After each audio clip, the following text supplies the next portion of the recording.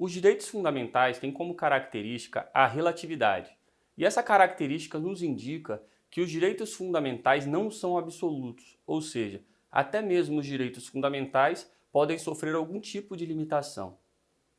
A Constituição enuncia os mais diversos direitos fundamentais, e quando precisamos solucionar algum caso concreto, ou seja, quando precisamos aplicar esses direitos fundamentais para solucionar situações reais, lidaremos com a inevitável necessidade de concluir que, em determinado caso específico, um direito fundamental terá maior importância que outro. Imagine, por exemplo, que você precise decidir se um jornal pode ou não publicar uma foto da vida particular de um artista. Nesse caso, se você entender que a matéria jornalística pode ser veiculada, isso significa que você está considerando que o direito à liberdade de informação, nesse caso específico, tem maior valor que o direito à intimidade do artista. Porém, se você entender que a matéria não pode ser veiculada, está considerando que o direito à intimidade, do qual o artista é titular, tem maior peso que o direito à liberdade de informação. É exatamente por isso que os direitos fundamentais não são absolutos, ou seja, os direitos fundamentais podem sofrer limitações, como é o caso das limitações causadas por outros direitos fundamentais. O primeiro ponto importante sobre a colisão de direitos fundamentais é que a colisão entre direitos fundamentais deve ser solucionada pela mesma lógica aplicada à colisão entre princípios, o que significa dizer que não deve ser aplicada a lógica da colisão entre regras. Direitos fundamentais são normas com alta carga valorativa e forte conteúdo axiológico. Falando de uma forma mais clara, direitos fundamentais têm a natureza de princípios.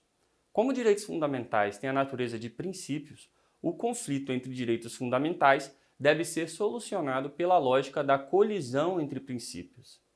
Antes de aprofundarmos no conflito entre direitos fundamentais, é fundamental que fique bem claro a diferença entre regras e princípios, pois como direitos fundamentais têm a natureza de princípios, a colisão entre direitos fundamentais se resolve pela lógica da colisão entre princípios e não pela colisão entre regras. Mas para compreender esse raciocínio, é necessário saber a diferença entre regras e princípios.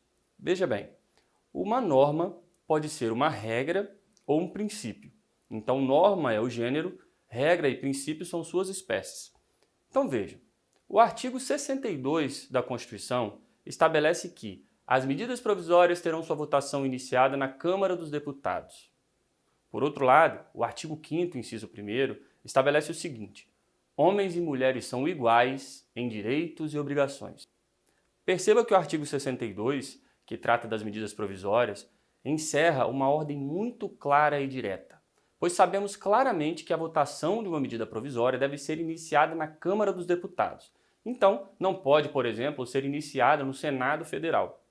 Nesse caso, temos uma norma com baixo grau de abstração, o que significa que o artigo 62 é uma regra.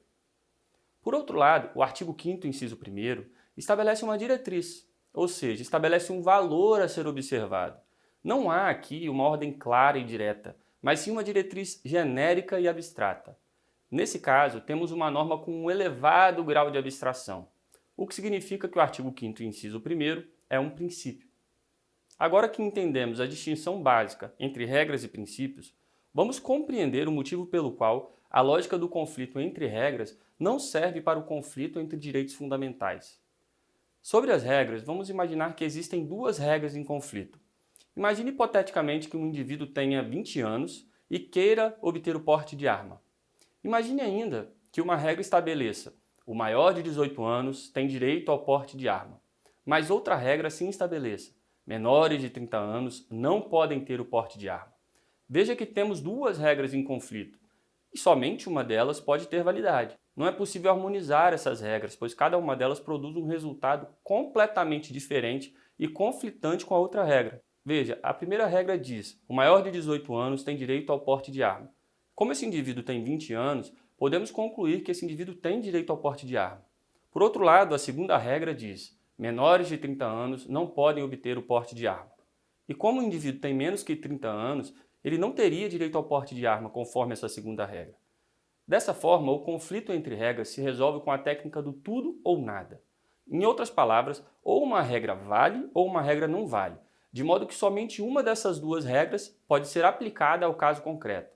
Ou seja, somente uma dessas duas regras pode ser utilizada para decidir se o indivíduo de 20 anos pode ou não ter o porte de arma. Ocorre que essa lógica não se aplica aos direitos fundamentais, e vamos ver o motivo com um exemplo. Imagine que um jornal tenha conseguido uma foto de um político dentro de sua residência, contabilizando uma montanha de dólares empilhado em cima de sua mesa. Diante desse cenário, você precisa entender se vai prevalecer o direito à intimidade do político, que está dentro da sua casa, ou o direito à liberdade de informação, que é favorável ao jornal e à sociedade. É provável que você entenda que a foto pode e deva ser publicada. Agora pense em outra situação. Imagine uma foto que mostra apenas um político tomando banho no chuveiro de sua casa. Ele está completamente nu e dentro de sua casa. Agora é provável que você entenda que a foto não deva, nessa situação, ser publicada, pois nesse caso viola a intimidade do político.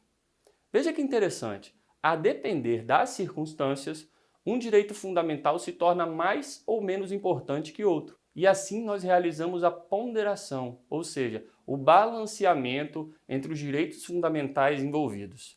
Para orientar essa tarefa de ponderação entre os direitos fundamentais, temos o princípio da proporcionalidade e a teoria dos limites dos limites.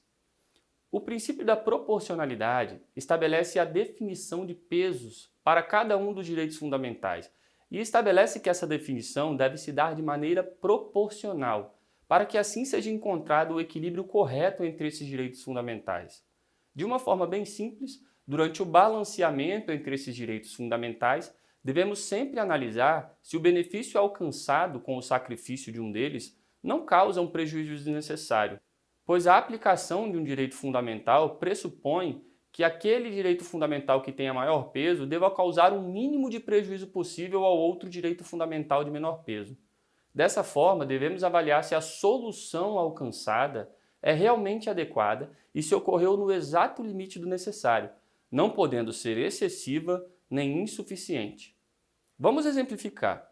Suponha que uma criança dependa de um medicamento e que esse medicamento custe 100 milhões de dólares, e esse medicamento é necessário para que essa criança possa conseguir correr e caminhar. Se considerarmos que essa criança é titular do direito fundamental à saúde, podemos concluir que o governo tem o dever de fornecer esse medicamento. Ocorre que esse medicamento custa 100 milhões de dólares, e esse valor pode custear milhares de outros remédios que são necessários para outras pessoas, e essas outras pessoas também são titulares do direito fundamental à saúde. Nesse cenário, precisamos ponderar o direito à saúde de apenas uma pessoa em conflito com o direito à saúde de todos os outros. O princípio da proporcionalidade orienta que a solução adequada deve ser aquela que alcança a finalidade pretendida, que é garantir a saúde dessa criança, mas sem prejudicar desnecessariamente os direitos das demais pessoas, que também dependem da saúde pública. Então imagine que exista um medicamento mais barato, um medicamento de 10 mil reais. Ocorre que esse medicamento mais barato permite a criança andar, mas ela não poderá correr. Embora esse medicamento mais barato não permita que a criança corra, ele é muito mais barato e não prejudica as demais pessoas que dependem da saúde pública. Então o princípio da proporcionalidade pode ser usado para decidir que essa criança tem direito ao medicamento, mas direito ao medicamento mais barato, por ser essa solução proporcional diante dos direitos fundamentais em conflito. Agora vamos analisar duas importantes teorias em matéria de direitos fundamentais: a teoria da reserva do possível e a teoria do mínimo existencial. A teoria da reserva do possível é a teoria segundo a qual não se pode exigir do poder público aquilo que não é razoável e não é proporcional diante dos limites de ordem prática, pois o poder público somente pode ser obrigado a atender os direitos fundamentais dos indivíduos dentro das possibilidades reais. Segundo essa teoria, existem limitações práticas que impedem o poder público de atender integralmente toda e qualquer necessidade decorrente de direitos fundamentais. Vamos exemplificar. Suponha que um cidadão precise muito de um medicamento, mas esse medicamento não é mais fabricado pela indústria farmacêutica. Note que o medicamento não é mais produzido pela indústria, e essa é uma limitação de ordem prática que impede que o poder público possa atender a necessidade desse cidadão. Não é razoável e nem proporcional esperar que o poder público tenha o dever de construir sua própria fábrica para entregar esse medicamento a um único cidadão. Então, a teoria da reserva do possível, que é uma teoria favorável ao poder público, é utilizada para desobrigar o poder público de uma pretensão que não é razoável e não é proporcional. Suponha ainda, por exemplo, que um cidadão queira uma vaga na melhor universidade pública do país. E para isso ele alegue, por exemplo, o direito à igualdade e o direito à educação.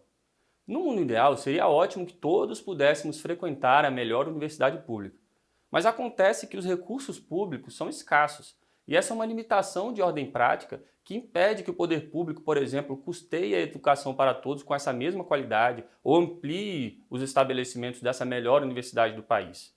Então veja, não é razoável e nem proporcional esperar que todos possam frequentar essa melhor universidade pública do país. Então, a teoria da reserva do possível é utilizada para desobrigar o poder público dessa pretensão desse cidadão, uma pretensão que não é razoável e não é proporcional. Paralelamente, temos a teoria do mínimo existencial. Segundo a teoria do mínimo existencial, toda e qualquer pessoa tem pelo menos o direito de receber do Estado o mínimo necessário para uma existência digna. Em outras palavras, pelo menos a dignidade humana deve ser respeitada, não importando o quão isso seja complicado para o poder público. Agora vamos analisar esses informativos do STF sobre casos práticos envolvendo a teoria do mínimo existencial em conflito com a teoria da reserva do possível. Nesse caso, foi ajuizada uma ação para forçar o Estado a reconstruir e melhorar a situação das cadeias públicas. A acusação alegava que a dignidade dos custodiados, ou seja, daqueles que estavam mantidos na cadeia, estava sendo violada. E com base na teoria do mínimo existencial, as cadeias públicas deveriam ser reconstruídas e melhoradas, pois nem a dignidade humana estava sendo observada. Por outro lado, a defesa do Estado alegava duas teses: a teoria da reserva do possível e a separação de poderes. Pela teoria da reserva do possível, o Estado dizia que os recursos públicos são escassos, que por isso o Estado não tinha verba suficiente para reformar e reconstruir os presídios. E pela separação de poderes, o Estado dizia que o Poder Judiciário não poderia interferir na forma como o Poder Executivo gere as cadeias públicas, pois a execução das políticas públicas é uma competência do Poder Executivo e não do Judiciário. Veja que a teoria do mínimo existencial, utilizada pela acusação, está em conflito com a teoria da separação de poderes e com a teoria da reserva do possível, utilizadas pela defesa. Nesse caso, o STF entendeu que prevalece a teoria do mínimo existencial. Segundo a decisão do STF, a teoria da reserva do possível não prevalece, pois a ausência de verba pública não é uma justificativa para violar a dignidade humana, ou seja, a teoria da reserva do possível não pode prevalecer em uma situação na qual nem o mínimo existencial está sendo provido pelo Estado.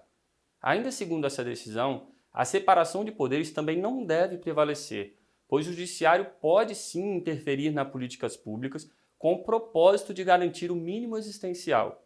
Diante disso, podemos concluir que o mínimo existencial é o mínimo que precisa ser provido pelo Estado, não havendo que se falar em reserva do possível e nem em separação de poderes em situações nas quais nem o mínimo existencial está sendo provido pelo Estado.